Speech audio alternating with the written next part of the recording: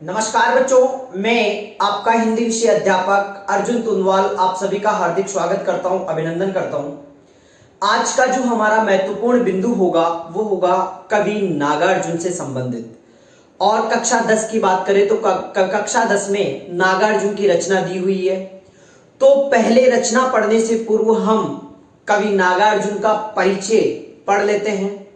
तो आज का जो हमारा महत्वपूर्ण बिंदु होगा वो होगा कवि नागार्जुन का संपूर्ण जीवन परिचय। इनसे संबंधित रचना अगर कक्षा 9 की पुस्तक में है, 10 की में है, 11 की में है या 12 की में है तो उनकी रचनाओं की बात हम आगे करेंगे। तो आज का हमारा बिंदु होगा नागार्जुन से संबंधित संपूर्ण जीवन परिचय। देखो, नागार्जुन हिंदी साहित्य में अपना महत्वपूर्ण योगदान देते हैं और नागार्जुन का जो परिचय है कक्षा 9 से लेकर 12 तक के लिए बहुत ही महत्वपूर्ण है। साथ ही अगर किसी भी प्रकार की प्रतियोगी परीक्षा की बात करें तो यहां से संबंधित प्रश्न अवश्य आता है, चाहे वह नागार्जुन के जन्म से हो, मृत्यु से हो या उसकी रचनाओं से संबंधित कोई बात पूछी जाए।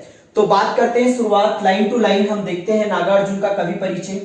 कवि नागार्जुन की बात करें तो कवि नागार्जुन का जन्म 30 जून 1911 सतलखा गांव, सतलखा देखो ये गांव है, सतलखा क्या है? गांव है, ठीक है। और जो दरभंगा है यह है जिला। दरभंगा क्या है? जिला है। सतलखा गांव और दरभंगा जिला में इनका क्या हुआ था? जन्म हुआ था, जो कि बिहार राज्य में है। देखो, बहुत जगह मधुबनी देखने को मिलता है दरभंगा की जगह। आज मैं आपको एक ही चीज क्लियर कर देता हूं कि दरभंगा जिले में इनका जन्म हुआ है, परंतु वर्तमान समय में ये जो दरभंगा जिला है वह क्या बन गया है? मधुबनी बन गया। मधुबनी के अंतर्गत ये गांव आता है, कौन सा? सतलखा गांव। पहले किस में आता था? दरभंगा में, अब किस में आने लग गया? मधुबनी में। तो दरभंगा भी सही है और मधुबनी भी सही है। और बिहार में 30 जून 1911 को इनका क्या हुआ है? जन्म हुआ है। बात करते हैं नागार्जुन की मृत्यु के बारे में तो 5 नवंबर 1998 को बिहार में ही नागार्जुन की क्या हुई है? मृत्यु हुई है। हिंदी और मैथिली भाषा के अप्रतिम कवि कहे जाते हैं। हिंदी में भी इन्होंने रचनाएं लिखी है तो मैथिली भाषा में भी इन्होंने रचनाएं लिखी है। गुरु वैद्यनाथ के आशीर्वाद से इनको इनके पिता ने गुरु वैद्यनाथ की सेवा पूजा की थी और उन्हीं के आशीर्वाद से उनके घर में वैद्यनाथ नाम से शिशु हुआ था, जो वर्तमान में नागार्जुन कहलाता है। अर्थात इनका मूल नाम क्या है? वैद्यनाथ मिश्र है। इनकी उच्च शिक्षा की बात करें तो बनारस और कोलकाता में ही इनकी उच्च शिक्षा पूर्ण हुई है। इनके पिता का नाम गोकुल मिश्र है, इनकी माता का नाम उमा देवी है, इनकी पत्नी का नाम अपराजिता देवी है। इनकी बहुत ही सुंदर रचना है नागार्जुन की।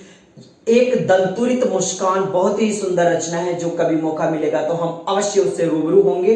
एक दंतुरित मुस्कान जो अपनी पत्नी को रूबरू करवाते हैं। इनकी पत्नी की गोद में इनका बच्चा रहता है और एक छोटी सी मुस्कान देता है नागार्जुन की तरफ। उसी को लेकर इन्होंने अपने पुत्र के लिए एक रचना लिखी है जिसका नाम है एक दंतुरित मुस्कान। इनकी पत्नी का नाम हो गया अपराजिता देवी। इनकी भाषा हिंदी, मैथिली और संस्कृत, 3 प्रकार की भाषाओं में इन्होंने रचनाएं लिखी है। हिंदी में लिखी है, मैथिली में लिखी है और संस्कृत में लिखी है, या तीनों भाषाओं का इनको ज्ञान है। थोड़ा बहुत अगर इनको ज्ञान था तो वह बांग्ला भाषा का भी इनको ज्ञान था। हिंदी साहित्य में इनको बाबा कहकर पुकारा जाता है। क्या नाम है? बाबा नागार्जुन या बाबा कहकर इनका नाम प्रसिद्ध हुआ है। प्रगतिवादी धारा के कवि कहे जाते हैं। प्रगतिवाद के जो कवि हैं उनमें इनका नाम लिया जाता है। 1936 में ये लंका गए थे और लंका से जब लौटे तो बौद्ध धर्म दीक्षित होकर ही घर पहुंचे थे। राजनीति में बात करें तो सुभाष चंद्र बोस को ये बहुत अधिक प्रिय लगते थे, या सुभाष चंद्र बोस को अधिक प्रिय मानते थे। कहने का मतलब राजनीति में सुभाष चंद्र बोस की तरफ ये आकर्षित थे।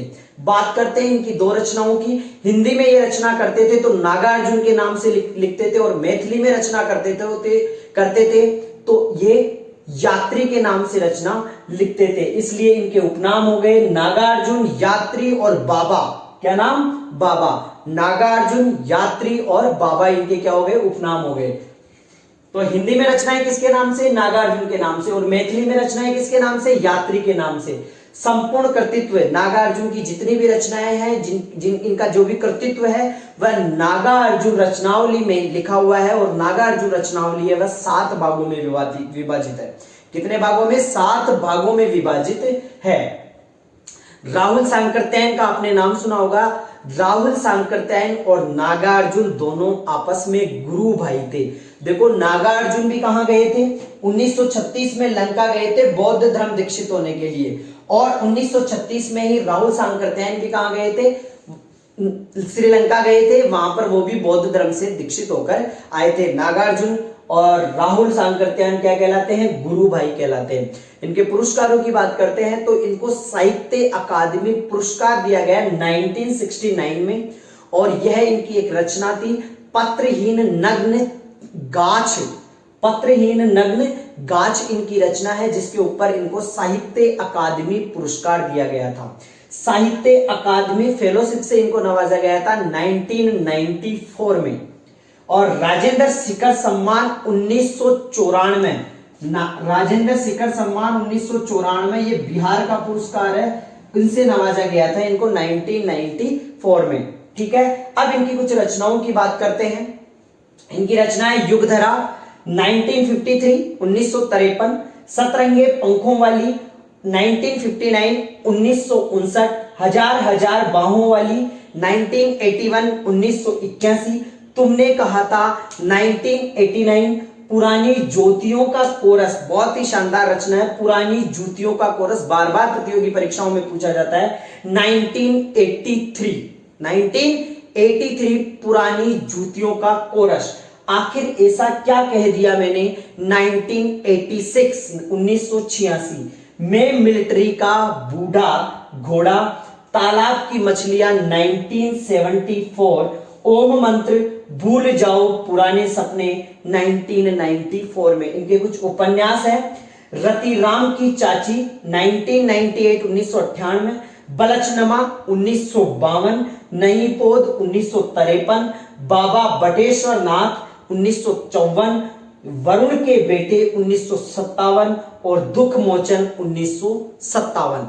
ये इनकी कुछ रचनाएं और भी है, बहुत सारी रचनाएं, पर परीक्षाओं की दृष्टि से अगर बात करें तो इन रचनाओं में से ही प्रश्न पूछा जाता है। इनके सन पूछ लिए जाते हैं या इनका रचनाओं का क्रम पूछ लिया जाता है। ये तो प्रतियोगी परीक्षाओं की बात करें तो वहां पर इस तरह से प्रश्न आता है, और जो विद्यालय स्तर की कक्षाएं हैं वहां पर इनका कृतित्व और व्यक्तित्व पूछा जाता है, जन्म परिचय पूछा जाता है। तो आपको ध्यान रखना है इनका जन्म, मृत्यु, इनकी भाषा, इनके माता पिता, पत्नी का नाम और इनकी रचनाएं विशेष तौर पर आप सभी को ध्यान रखनी है।